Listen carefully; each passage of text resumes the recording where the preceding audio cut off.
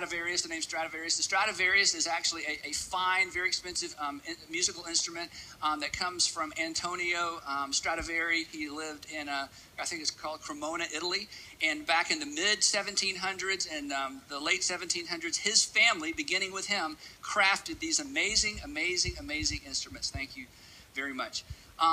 The Stradivarius, it was almost viewed as a supernatural sound. The tone and the quality of the Stradivarius was so unusual, many people tried to copy it, and no one was able to copy it. They thought it was the wood, they thought it was the craftsmanship, but the sound of the Stradivarius, especially in the golden age of the Stradivari family, was considered mystical, magical. So consequently, these are very fragile and very fine and very expensive and very sought after instruments. In fact, Napoleon Bonaparte's Stradivarius was actually sold not too long ago for $3.6 million. Now, I want to ask a question real quick. Are there any musicians anywhere here on the front few rows? Anybody that plays a musical instrument? Yeah. What instrument do you play? A what? Percussion? Okay. Have you ever held a Stradivarius before? No. Okay. I tell you what. Would you stand up for just a second? Yeah. Would you take this? Yeah.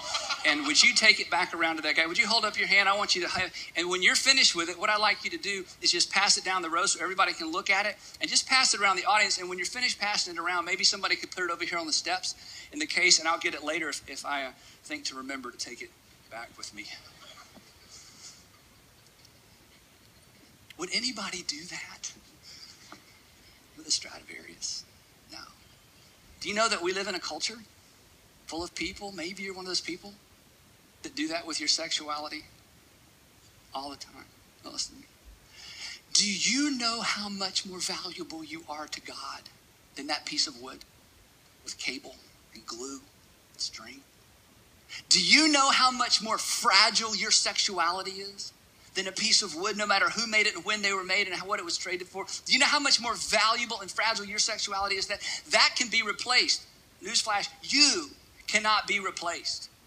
That can be replaced. That can be manufactured. You get to do life one time. You get to choose one time how to manage this very, very fragile and important part of your life. And the thing that makes sexuality deeper than what's physical is because God gave sexuality, and God created sexuality as an expression of this little word that we don't hear about very much in life: intimacy.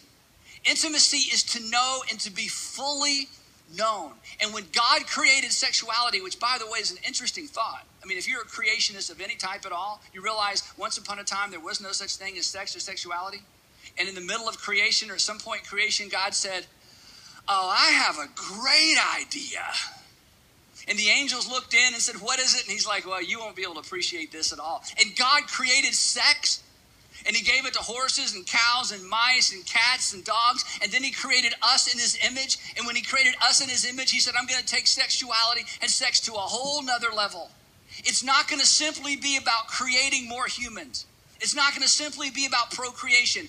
I'm going to create something that they're going to experience with each other that's going to reflect what I want them to experience with me.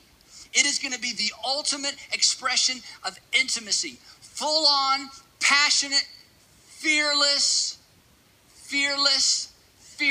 know me as I am, no fear of comparison, no fear of criticism, full on, passionate, fearless coming together, and it's going to be like nothing else, and it's going to be fragile, and it's going to be powerful, and I'm going to give it to the human race.